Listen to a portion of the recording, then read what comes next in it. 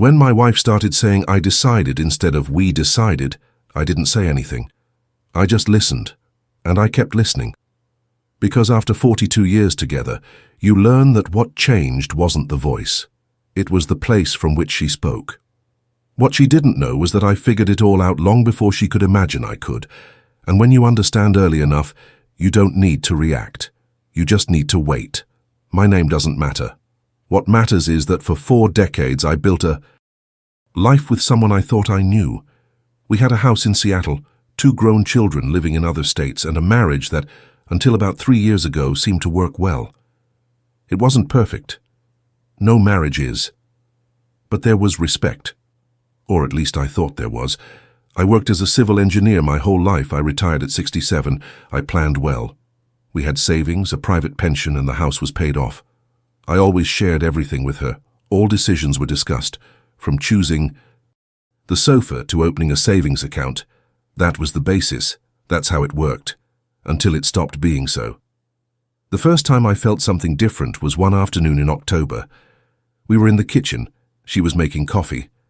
I mentioned that I had seen a good low-risk investment opportunity, something a colleague had mentioned. She didn't even look at me. I just said, "Oh, that won't be necessary," and she continued stirring the sugar. I thought it was strange, but I let it go. 2 weeks later, she mentioned, just in passing, that she had transferred some money from the joint account to an investment. She didn't ask. She didn't warn me beforehand. She just informed me, like someone commenting on the weather. I felt something tighten in my chest. But I didn't say anything. I just observed.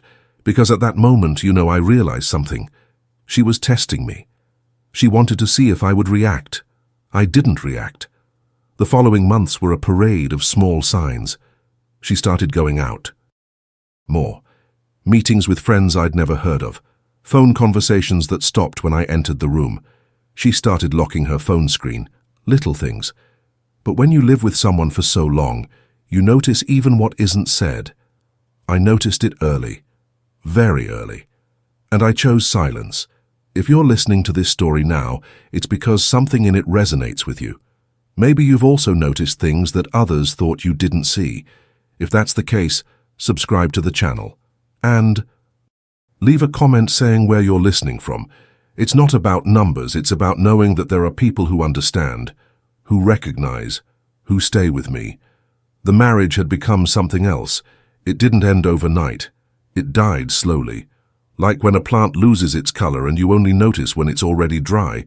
We still shared the same house, the same bed, but we no longer shared anything that mattered. She stopped asking me how my day was. I stopped telling her. Mealtimes were silent. Not a comfortable silence, the kind where people understand each other without words. It was the silence of someone who has nothing left to say, or who has chosen not to say anything. I started noticing more details, new clothes, a different perfume. She even styled her hair to go out alone. None of that was wrong in itself. But the whole thing said something, and I heard it. One day, at dinner, she mentioned she was going on a trip with her friends, 2 weeks in San Diego, a long weekend. I just nodded. I asked when. She gave me the date. I mentally noted it down. I didn't argue. I didn't question it. I just accepted it. You need to understand one thing. When you realize someone has already made a decision on their own, questioning it doesn't change anything. It only makes things worse. I learned that early in life, so I let it go. She traveled. She was gone for 15 days. She sent short messages, generic beach photos, nothing personal. When she returned, she was different, lighter, more distant, as if she had proven something to herself. I pretended not to notice, but I noticed everything. It was around that time that she started talking about changes. She wanted to renovate the house, replace the furniture, paint the walls. She spoke as if it were a fresh start. I agreed. I said we could look at budgets.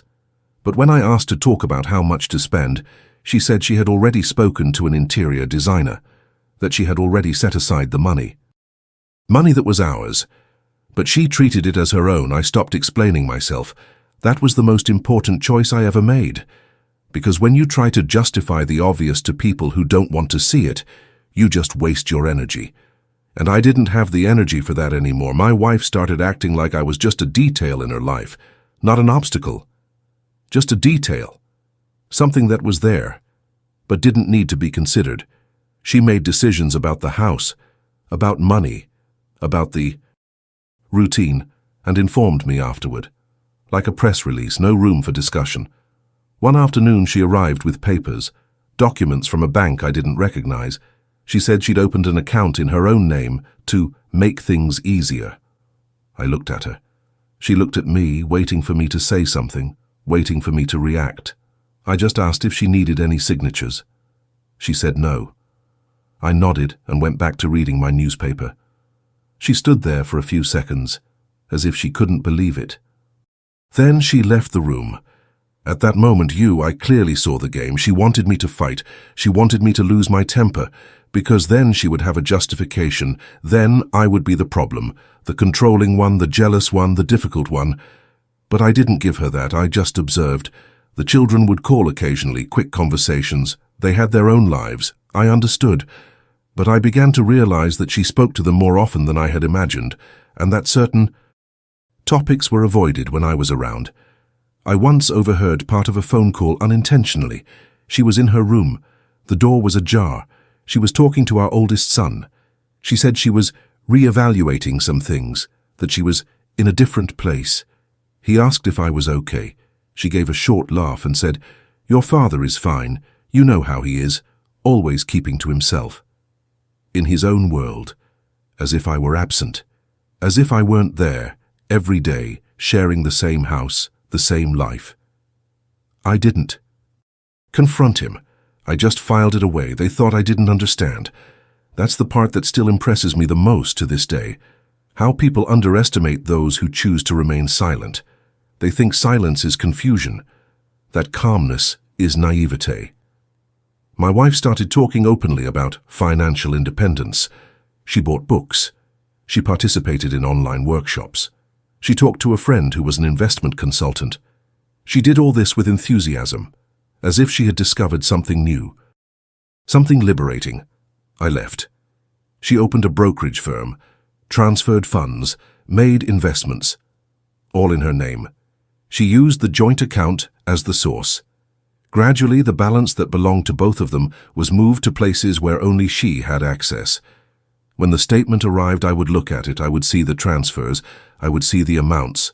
But I wouldn't comment. I would just observe the pattern, the frequency, the destination. She thought I wasn't paying attention, or that I didn't care. But the truth is, I was paying attention to everything. I just didn't waste energy on unnecessary reactions.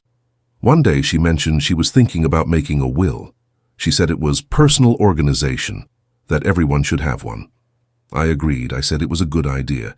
She seemed surprised by my calmness. She insisted. She asked if I didn't want to make mine too. I said yes, that we could schedule it together. She said it wasn't necessary, that everyone could do it in their own time. Interesting. She wanted to do hers, alone, without me knowing what it contained. I just said okay and went on with my day. That night, lying in bed, I fully understood what was happening. She wasn't just distancing herself emotionally. She was preparing, separating, organizing an exit, financial, legal, emotional. And he thought I didn't realize it. I realized it early on, long before she could imagine I might. And that gave me something she didn't have. Time. Time to think, to understand, to prepare, without despair, without rushing. Our conversations had become a game of appearances. She feigned normalcy. I pretended to believe her. We lived like two polite strangers sharing the same space. Breakfast in silence, mechanical dinners, good night without eye contact. She started mentioning a friend. She said her name frequently. Carol. She said that Carol had gotten divorced 2 years ago and was doing very well, that she had regained her self-esteem, that she was living for herself. I just listened. I didn't comment, but I understood the message. Every time she talked about Carol, it was like she was showing me a script, a path, a possibility. She thought I was too stupid to notice, or too old to care. She underestimated both things. I started organizing my own life, quietly. I reviewed documents, I checked bank statements, I verified everything that was in my name, in her name, and in our joint name. I made copies. I filed them. Not because I wanted war, but because I knew that when war came I couldn't be unarmed. One afternoon, sitting on the porch drinking coffee, I had absolute clarity. She was going to ask for a divorce. It wasn't a question of if, it was a question of when. And when she did, she would try to control the narrative. She would want to seem reasonable. She would want me to seem guilty, or at least absent. But I already knew that, and it was ready. The following months were a predictable escalation. She grew more confident, more relaxed. She started going out without telling anyone. She'd come home late. She wouldn't give any explanation. And I didn't ask, because asking would be admitting that I cared. And at that point, I had already decided that I wasn't going to give her the pleasure of seeing me vulnerable. She started talking about a bigger trip. 3 weeks, Europe, with her friends. She said she was going to use her money. She emphasized her. I just asked for the dates. She gave them. I wrote them down. I didn't say anything else. The interesting thing is that the quieter I was, the more she pushed her way forward, as if my silence were permission, as if I were surrendering everything without a fight. And perhaps in a way, I was, but not in the way she imagined. She booked the trip, bought tickets, reserved hotels, all with her own credit card, all in her name. She texted her friends excitedly, planned itineraries. She seemed like a teenager, as if she were living a second youth. I observed everything, without judging, without interfering. There was a moment, a few days before the trip, when she looked at me differently. I was in the living room, packing my suitcase. I was walking down the hallway. She called me over. She said, "Are you sure you don't mind?" I stopped. I looked at her, and I said, "I'm sure." She waited longer, for some reaction, some sign. Nothing came. I kept walking. I heard her whisper something. I didn't understand what it was, but her tone was one of frustration. She wanted me to react. She wanted the drama. She wanted the justification, but I didn't give it.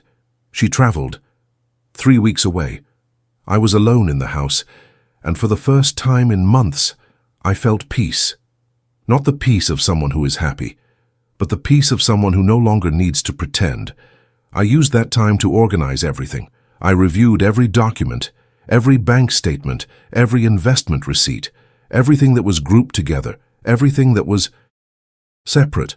I made spreadsheets, I noted dates, amounts, transactions. It wasn't paranoia, it was preparation. Because I knew that when she came back, something would change. She would feel empowered, she would feel independent, and she would want to make it official. I called a lawyer, an old acquaintance. I scheduled a meeting. I explained the situation. He listened to me. He said I was right to prepare. He asked for documents. I already had everything ready. He was impressed. He said it was rare to see someone so emotionally organized in a situation like this. I said it wasn't a matter of emotion. It was a matter of logic. He smiled. He said he would prepare everything, that when the time came I would be protected. I thanked him, and I went back home. Meanwhile, she sent photos. Paris, Rome, Barcelona. Always smiling, always with her friends, always seeming free. I liked the photos. I replied with neutral emojis. I kept up appearances, but inside, I was completely awake. She returned at the end of May, tanned, rested, happy. She entered the house as if it were a hotel. She didn't even hug me. She just said hi and went straight to her room to pack her bags. I was in the kitchen, making coffee. I kept making it. The following days were strange. She came back different, more composed, more determined, as if the trip had confirmed something she already suspected. And perhaps it had. Perhaps she had realized that she could live without me, that she was capable of being happy alone. I didn't disagree. She started reorganizing the house. She moved furniture around. She donated things. She threw away old objects. She said she was renewing her energy. I let her. I didn't interfere. If she wanted to renovate, let her renovate. But there was something in the air, a tension, as if she were waiting for the right moment to say something, and I was waiting too, but I already knew what was coming. It was a June evening. We were having dinner. She finished eating. She got up. She washed her plate. She came back to the table. She sat down. She looked at me and said, "I think we need to talk." I put down my fork. I wiped my mouth with my napkin. I looked at her, and I said, "About what?" She took a deep breath, like someone preparing for something difficult. And she began. She said she wasn't happy, that she hadn't been happy in a long time, that she had tried, that she had waited, but that she realized we had become just roommates, that there was no more intimacy, no more connection, that she deserved more, that I deserved more too. He spoke all of this calmly, with rehearsal, as if he had prepared every word. I just listened. When she finished, she fell silent, waiting. I breathed. I took a sip of water, and I asked, "Do you want a divorce?" She blinked, surprised by the directness. She hesitated. Then she said, "Yes." I nodded. "Okay." She was speechless. She expected resistance, drama, tears, pleas. Nothing came. I simply said, "Let's resolve." This respectfully, then. In the following days, she acted quickly, as if she had everything planned. She called her lawyer, scheduled a meeting, prepared documents, came up with a division proposal. It seemed fair on the surface. She would keep the house. I would get half the cash value. She would keep her investments. I would keep my retirement savings. Simple, clean, reasonable. I read everything, calmly, without rushing. She got anxious. She asked what I thought. I said I was going to show it to my lawyer. She froze. "You have a lawyer?" I looked at her. "I have." She was speechless. She was sure I would accept everything passively, that I would sign without questioning. After all, I had been passive in everything up to that point, hadn't I? At least that's what she thought. 2 days later, my lawyer called me. He had reviewed the documents. He had found interesting things. Very interesting. Apparently, over the past 2 years, my wife had transferred significant amounts of money from our joint account to personal investments, without my formal consent, without any division of assets, money that legally belonged to us, but which she had treated as exclusively hers. Furthermore, she had made moves that, technically, could be considered dissipation of marital assets. It wasn't illegal to the point of being a crime, but it was irregular enough to completely change the scenario of a division of assets. My lawyer asked how I wanted to proceed. I said I wanted to be fair, but that justice had to be real, not just superficial. He understood. The meeting took place on a Tuesday. Me, my lawyer, her, and her lawyer, in a small, neutral room in an office in downtown Seattle. Formal atmosphere, tense. Her lawyer initiated the conversation. She repeated the terms of the proposal. She said it was balanced, that it respected both parties, that it allowed for a civilized divorce. My lawyer thanked me. Then he opened the folder. He placed the documents on the table, and he began to speak. He noted every irregular transfer, every unilateral transaction, every amount that left the joint account without discussion, every financial decision made without mutual consent, everything documented, everything dated. My wife's face changed. She turned pale. She looked at me. I kept a neutral expression. Her lawyer tried to argue. She said they were financial management decisions, that there was no bad faith. My lawyer didn't argue. He simply said, there may not be bad faith, but there is an irregularity, and that changes the division. He presented a counter-proposal based on the real figures, on the proven transactions, on a division that took into account what had been improperly withdrawn. The difference was large, very large. My wife remained silent. She looked at the papers. She looked at me. She tried to understand when I had realized it. when I had prepared myself. The meeting ended without an agreement. Her lawyer asked for time to review it. I agreed. I said there was no rush. As we were leaving, my wife grabbed my arm. She asked softly, almost whispering, "Why didn't you say anything before?" I looked at her, and I replied, "Because you didn't ask." The following months were arid. She tried to negotiate. She tried to argue. She tried to appeal emotionally. But the documentation was clear, and the law, in this case, was on my side. She had acted as if I were invisible, as if my presence didn't matter, and now she was paying the price for it. Not because I was cruel, but because she was careless.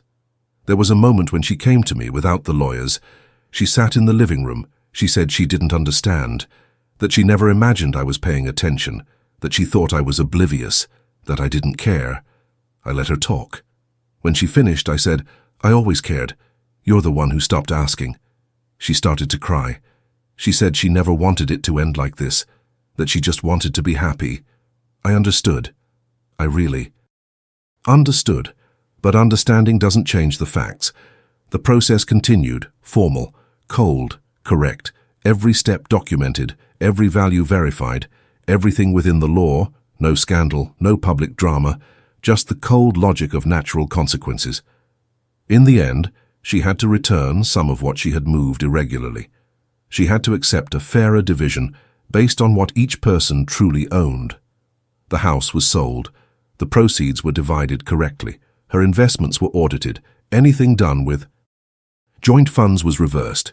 It wasn't revenge, it was justice. And she understood that too late. The children found out, not through the details, but through the outcome. They were surprised.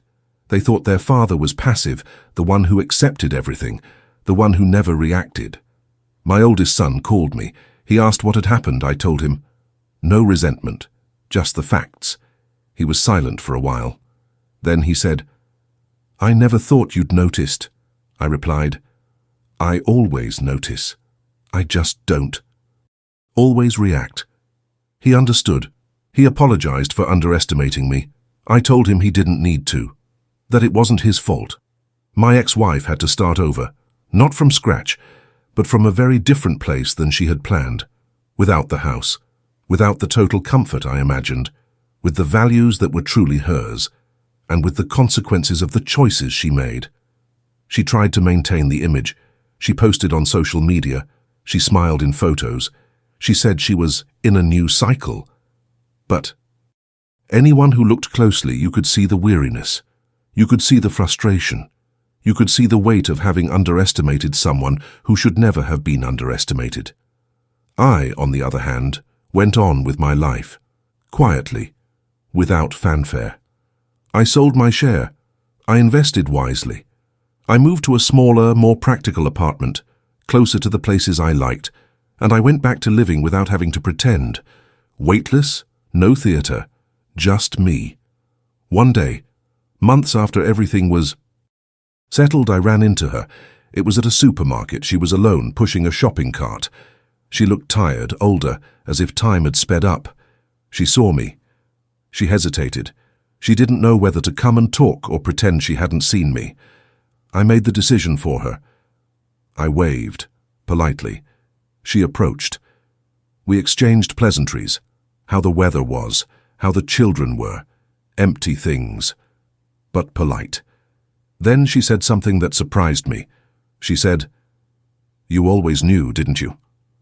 I looked at her. "Did you find out what?" "Everything," she said. "You noticed everything and you let me do it, just to see how far I would go." I breathed. That wasn't it. I did realize it. But I didn't let you do it to catch you. I just didn't want to waste energy trying to change someone who had already decided on a path.